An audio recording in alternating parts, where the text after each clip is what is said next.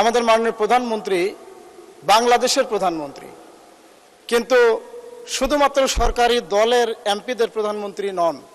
কোন কোন বরাদ্দ আমরা দেখতে পাচ্ছি সরকারি দলের এমপিরা বরাদ্দ পাচ্ছে, কিন্তু আমরা সেই বরাদ্দতে বঞ্চিত হচ্ছি। তাহলে আমার বেসরকারি দলের বেসরকারি সদস্যদেরকে যারা নির্বাচিত করেছে, এই জনগণ কি ভুল করেছে? তারা কি গণতান্ত্রিক পদ্ধতিতে ভুল করেছে?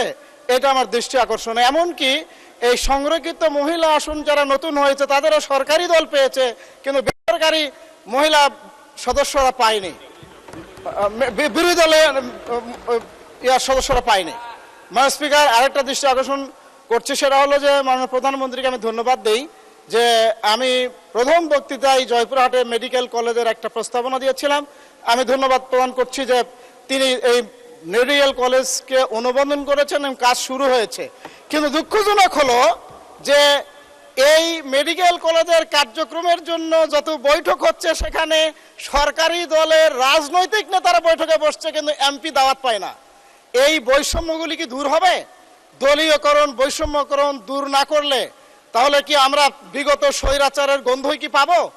মাননীয় স্পিকার, আমি সবিনয় অনুরোধ করি, যেই ছাত্ররা জীবন দিয়ে দেশকে রক্ষা করেছে, বাংলাদেশে মানবিক বাংলাদেশ গড়ার জন্য দুর্নীতিমুক্ত